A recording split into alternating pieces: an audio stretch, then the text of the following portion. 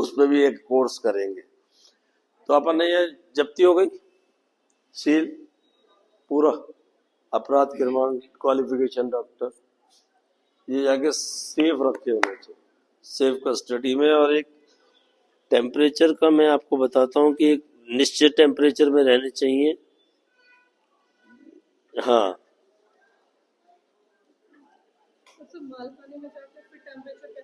मैं कह रहा हूँ ना, उसका मैं थोड़ा सा भी देख रहा था, मैं थोड़ा सा भूल गया उसको, मैं बताता हूँ। उसकी व्यवस्था करनी पड़ेगी ना पुलिस को। एक मालखाने के अंदर कोल्ड, मतलब कोई फ्रिज टाइप का, यदि आज की तारीख में जैसा सिस्टम बढ़ा है, इन्वेस्टिगेशन तरीका बढ़ा है, मालखाने 1945 के 1925 के हैं या 1858 के हैं, या आईपीसी 1860 में थी, तो उस समय डीएनए एक्ट रिपोर्ट नहीं आई थी। जब डीएनए आया तो डीएनए की रिपोर्ट्स के बारे में इन्वेस्टिगेशन हुआ, तो अप टू डेट तो थानों को करना ही पड़ेगा ना, वही सैंपल रखना पड़ेगा, और आपको 48 आवर्स में वहां पे भेजना ही पड़ेगा। किस आदमी के पास भेजें, 48 आवर्स में जांच करने के लिए भेजना है। उससे पहले जो ब्लड देने गया है, तो उसकी पहले रोजनामचे में रिपोर्ट डालनी है मुलजिम की, कौन लेके गया है। संभवतः डॉक्टर को जाना चाहिए, सॉरी इंस्पेक्टर को जाना चाहिए, इन्वेस्टिगेशन ऑफिसर को, और वहां पे उसका जो ब्लड सैंपल सिरिंज से लिया है, उस सिरिंज को भी जब्ती बनानी चाहिए, उसका मिसयूज ना हो। ग्लव्स पहनने चाहिए, उसकी भी जब्ती होनी चाहिए, मिसयूज ना हो, जो क्रॉस एग्जामिनेशन की बात है। और जब पूरी तरीके से सील बंद होना चाहिए, डॉक्टरी क्वालिफिकेशन लिखी नहीं होनी चाहिए, और इन सब की वीडियोग्राफी भी होनी चाहिए। फॉर्म पे डॉक्टर के दस्तखत होने चाहिए। दो रिस्पेक्टेबल जब्ती के टाइम, जब जब्ती जो उसको जब वापस देंगे, तो उसकी जब्ती के टाइम तो रिस्पेक्टेबल, जो अपनी जब्ती के संबंध में बहुत पुराना है, वो लोग तो बयान देते नहीं, पर तो स्वतंत्र साक्ष्यों की गवाह होना चाहिए। सामान्य तौर पर इसमें एक डॉक्टर के भी दस्तखत होते हैं, और एक जो सैंपल के लिए लेके जाता है अधिकारी, उसके दस्तखत होते हैं। हो गया। अब इस सब दोनों चीज, दोनों को बड़े हिफाजत के साथ आपको एफएसएल जांच के लिए, डीएनए जांच के लिए भेजना पड़ेगा।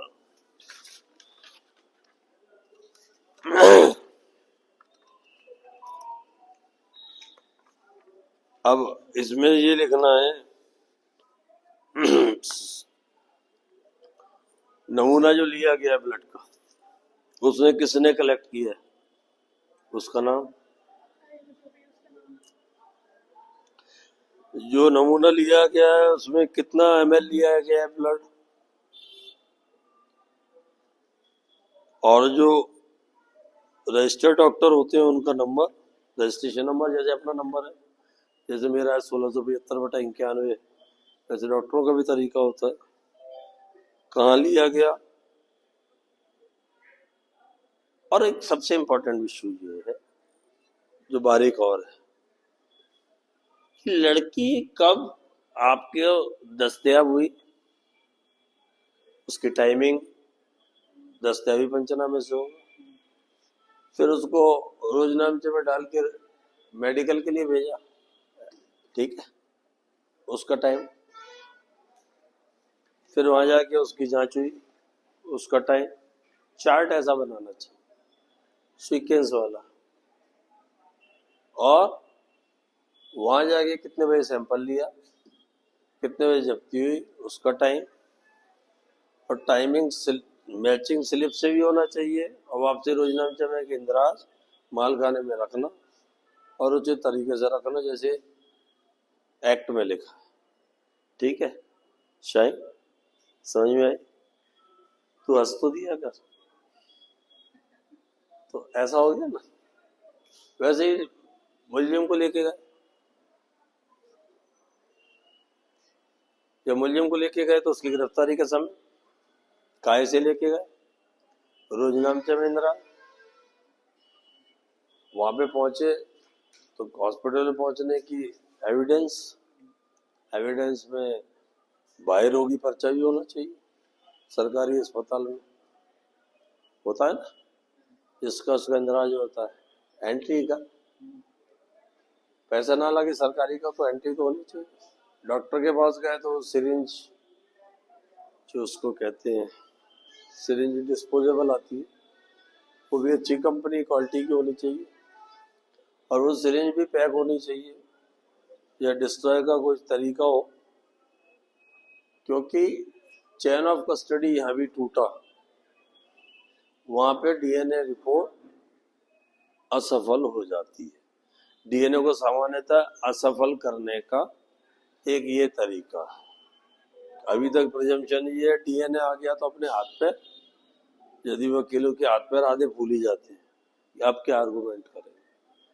इटसेल्फ डीएनए रिपोर्ट के खिलाफ होने के बाद भी यदि चेन ऑफ कस्टडी टूट जाती है, चेन ऑफ प्रक्रिया टूट जाती है, तो अदर एविडेंस से यदि वो मेल नहीं खाती तो उस रिपोर्ट पे माननीय सर्वोच्च न्यायालय का एक जजमेंट है,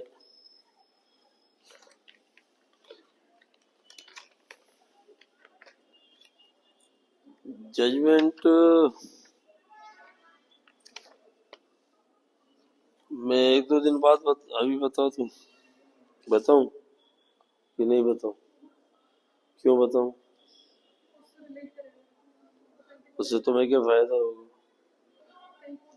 ये बाहर वाले वकीलों को फायदा हो गया तो, जैसे कि अपने पड़ोस एक बार में वाटर हार्वेस्टिंग करने गया तो उसने कहा कितना जगह आएगी, मैंने कहा 10 बाई 8 में हो जाएगा वाटर हार्वेस्टिंग, मेरे छोटे भाई ने। उसने कहा इस बात की गारंटी दो कि जो मैं अपने छत का पानी डाल रहा हूँ धरती पे वो पानी मुझे ही मिलेगा। तो उसने कहा जो तुम पानी पी रहे हो वो तुमने जो झील जमीन के नीचे मिली है वो पानी तुम्हारा ही है, इस बात की गारंटी दो। तो वैसे ही अपन को भी किसी ने लॉ पढ़ा है तो बताया ही होगा जज साहब ने, तो अपन को बताने में इसमें दिक्कत नहीं है। इसमें महेंद्र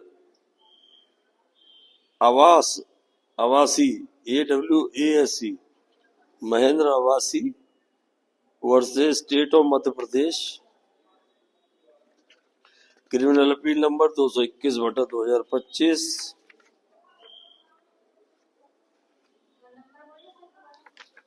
नंबर है 221/225, special leave petition SLP। Criminal appeal number तो 221/225 है, 2025 है, और स्पेशल लीव पिटीशन नंबर है 11-11868/2023। ओके, ये जो जजमेंट आते हैं इसमें ऑब्लिक को ऑफ भी कहते हैं, समझ गए। ऑब्लिक की जगह ऑफ मतलब बटा, ऑब्लिक ऑफ ये एडवांस इंग्लिश है का 2025। ऑफ का मतलब क्या होता है, का ही होता है ना, क्यों देवी, का ही होता है ना। ऑफ का मतलब के लिए होता है, ऑफ का ना पता हिंदी में नहीं मालूम तो मतलब वीक है हिंदी में। तो ये बस सोच इंग्लिश में अच्छी है मोनिका, तू तो इंग्लिश हिंदी में भी अच्छी, तुम दोनों अपने आप को हीरोइन मत समझना यहाँ पे आने की, नहीं तो तुम समझ जाओगे कि तुम दोनों को बहुत कुछ आता और हमें कुछ नहीं आता। क्यों मीत, अपन गरीब लोग हैं तो क्या हुआ, मतलब मैं तो नहीं हूँ। ऑफ का मतलब का, मेरा तो अपने इंटेलिजेंस ही से अंदाजा लगा। तो कई चीजें गैस से भी होती है। To satisfy the requirement of instigation, the accused by his act or omission of a continued course of conduct should have created such circumstances that the deceased was left with no other option except to commit suicide। ये अलग, ये sorry इसको काट देना, ये शरत गलत आ गया था, दूसरे केस का आ गया मेरे पास आज, मुझे इसको थोड़ा डिलीट कर देना, ये डीएनए से रिलेटेड नहीं है, वो मैं कल बता दूंगा। दो चीजें मैंने आपको बताई कि डीएनए की प्रक्रिया कैसे होती है, उसमें सावधानी बरतनी है, और सावधानी इसलिए बरतनी है क्योंकि इन्वेस्टिगेशन ऑफिसर यदि बच्ची की जो प्राइवेट पार्ट है उससे पैंटी वगैरह जो भी लेते हैं अभी भी गैर वगैरह लेते हैं, वहां पे कोई मेल नहीं कर दे, ऐसा होता है। वेरी लो प्रोफाइल मैच के लिए भी आता है, मिलन कर गया, तो इस पे अपन को कल मैं जब आऊंगा तो कल रिपोर्ट्स लेके आऊंगा, और जो रिपोर्ट्स होगी उसके ओरिजिनली आपको बताऊंगा। परंतु आज मैंने जो आपको बताया है उसका कल अपन मंचन करेंगे। एक मैं केस लेके आऊंगा, उस केस में क्रॉस एग्जामिनेशन अलग अलग तरीके से करेंगे, तो अपने प्रश्न बना लेना, ठीक है, अपने प्रश्न बना लेना। और हमारे सुरेंद्र भाई सुप्रीम कोर्ट से प्रैक्टिस करके आए हैं, तो ये तो हमारे डॉक्टर साहब रहेंगे, ठीक है, और मुकेश अवस्थी जी जज साहब रहेंगे। आप दोनों आज जरूर जाना कल, नहीं मैच देखने के चक्कर में जा रहे हो तो फिर इनकी 21 तारीख की बात करें। कल से मैचेस का प्रारंभ हो रहा है, तो अपन 3-4 दिन की छुट्टी कर लेते हैं, जिसकी वजह से आप ये समझ लो। और अभी तक जो जो कुछ आपके पास रिपोर्टिंग है, क्योंकि मैच भी है, फिर अपन इधर भी है, फिर उधर मेरा ही मैच है कल मेरे क्रिकेट का, कल मेरी टीम उतरी है ना वरुण 11 है 11 बजे से। अरे मैं प्रैक्टिस पे नहीं तो जीत जाते, पिछली बार फाइनल में पहुंचे थे लाला। तो अपन 21 तारीख के बाद बैठ लेंगे। परंतु मेरा ये कहने का मतलब है कि इस चीजों के सबके अपने अपने आपके पास जो भी, अब ये जैसे रचना रजिस्टर लेके आई है, तो ये पन्ने वन्ने नहीं, अब रजिस्टर ले आओ एक, है ना, क्योंकि नोटिंग आपके काम आ सकती है, ऐसा मैं सोचता हूँ। तो हमें क्या कमेंट्स मिले, जो कमेंट्स में अच्छे मिल रहे हैं, अमोलिका तूने तो ज्यादा ही अच्छे कर दिए, इतनी ज्यादा अच्छे की उम्मीद नहीं थी। तो मेरा कहने का मतलब ये है कि यदि कोई सीनियर अपने अंदर से ईमानदारी से अपने बच्चों को सिखाने की का प्रयास कर रहा है, कोशिश कर रहा है, और भी जगह पे होता होगा, अपनी नॉलेज नहीं है, और भी जगह पे होता होगा, सबका तरीका अलग अलग हो सकता है। तो मेरा ऐसा मानना है कि अपने जूनियरों को अच्छा सिखाने से मतलब ये है कि आप अपने परिवार को, यदि अभिभाषक संघ हमारा परिवार है, यदि यहाँ पर आप लोग ये सोच के आए थे कि अभिभाषक संघ में हम जाएंगे तो वहाँ लोग हमको वेलकम करेंगे और सीनियर हमें समझाएंगे, तो ये प्रथा काफी समय से टूट गई थी, और ये प्रथा को अपन को दोबारा शुरू कर। कोई बड़ा नहीं है, कोई छोटा नहीं, कभी किसी के दिमाग में कौन सा प्रश्न उत्पन्न हो जाए और वो कौन सा प्रश्न पूछ जाए, ये कई बार सीनियरों को भी पता नहीं होता।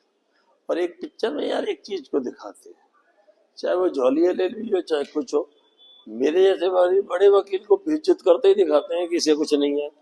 वो जॉली एलएलबी में पर और तूने भी हरा दिया उसे। तो भैया ऐसा नहीं है कि बड़े वकील से मतलब जिसको नॉलेज ज्यादा हो और जिसमें एटीट्यूड ना हो, जो अपने जूनियरों को जूनियर समझे, छोटा भाई समझे, और वो इज्जत पाने की कोशिश ना करे, उसको इज्जत दी जाती है, रिस्पेक्ट लेने की कोशिश कभी नहीं करनी चाहिए, क्योंकि रिस्पेक्ट लेने की कोशिश में हम अपने आप को एक्सपोजर कर देते हैं कि हम बनावटी इंसान।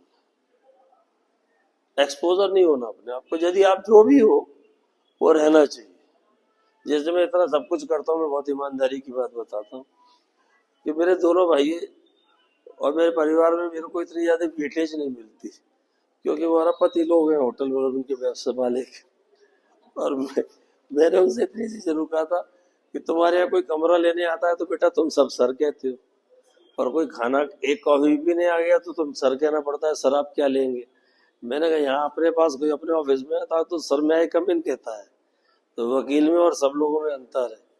वकील समाज की रीढ़ की हड्डी है, और अपनी रीढ़ की हड्डी को मजबूत करना। मैं एक रिक्वेस्ट जरूर करूंगा, सुबह जल्दी उठने की कोशिश कर लो, 6 बजे 7 बजे, एक 15-20 मिनट का एक्सरसाइज, हाथ पैरों को हिलाना, ऐसे ऐसे कर लो। वैसे तो ऐसे ये भी करना चाहिए, ये भी करना चाहिए, ये भी करना चाहिए, ये भी करना चाहिए, समझ में आ गई। ये भी करना चाहिए और प्राणायाम भी करना चाहिए। जैसे ये वेट कम करने के लिए अमोलिका तेरे को ये तो इस तरीके से ये मैं इसलिए करता रहता हूँ क्योंकि सबको ऐसा लगे कि आराम से मजाक में अपन मुझे थोड़ा सा लगता है अच्छा इम्प्रूवमेंट, और कोई कारण नहीं है। और ये मेरा नेचर भी है, तुमने भी देखा होगा मैं जजों से बात करते ही करते मजाक करने लगता हूँ। एक ने पूछा कि तुम स्मार्ट लग रहे हो, मैंने कहा स्मार्ट लग रहे हैं मतलब क्या हुआ, हम तो स्मार्ट हैं। अब इसमें दोनों में अंतर देखो, ओमिशन और कॉन्ट्राडिक्शन निकल आया कि भाई साहब स्मार्ट लग रहे हो मतलब आज लग रहे हैं, मतलब तू ये कह रहा है कि तुम स्मार्ट थे हो नहीं, लग रहे हो, और जबकि अपना इंटेंशन तो वही है कहने का, इंटरप्रिटेशन तो वही आएगा ना, स्मार्ट लग रहे हो मतलब स्मार्ट हो, पर उसमें यही पकड़ लो क्या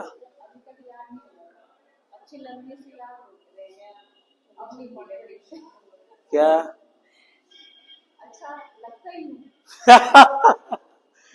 तो मेरा कहने का आशय ये है अपन सब लोग टीम जैसे काम करें, और जो मैंने पढ़ा है ग्रुप्स में बनाया उसमें सब लोगों को और जोड़ लेंगे, तो उसमें कुछ गुड मॉर्निंग गुड आफ्टरनून कुछ नहीं होगा, जो भी रिलेटेड होगा मैं उसमें डाल दूंगा। क्या सब्जेक्ट कभी कभी पढ़ाना है, कई बार मैं कई चीज केस होगी तो मैंने अगले 15-20 दिन की तैयारी कर रखी है, तो कहीं मैं लेट हो जाऊंगा तो उस ग्रुप में डाल दूंगा यदि मेरे को कोर्ट में काम होगा। 4 से 5 इसलिए ठीक रहता है क्योंकि ये टाइम ठीक है, 5 से 6 के बाद फिर 6:30-7 बजे ऑफिस में बैठना पड़ता है, तो प्रैक्टिकल करके बताना। आवे देवी जी इधर आ जाइए, भानु जी इधर आ जाइए, आइए आइए, मामूली का तुम भी आ जाओ, आ जाओ आ जाओ, नहीं नहीं आ जाओ, इस साइड आओ, अमोली का आओ ना, आ जाओ आ जाओ, इधर आओ। मैं डॉक्टर हूँ, उससे मैंने डीएनए रिपोर्ट दी है, और उस रिपोर्ट में मैंने ग्लव्स पहने थे नहीं पहने थे, ये सब चीजें नहीं पहने थे, ठीक है, और सीरीज भी जब्त नहीं करी थी जिससे ब्लड लिया था, चेन ऑफ कस्टडी भी कमी है, और आप एज गवर्नमेंट प्रोसिक्यूटर, तो आपको मुझसे क्या प्रश्न पूछना चाहिए, पूछो, इधर आगे आओ, आगे आओ, आई एम विटनेस, मेरे से आपको ये क्वेश्चन पूछना है।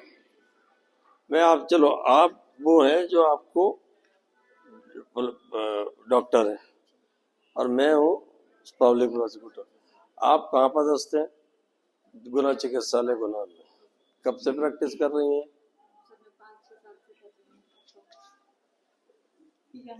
कहाँ का प्रैक्टिस, जोर की बोलना, कहाँ से प्रैक्टिस कर रही हैं, सर मैं गुना में पदस्थ हूँ।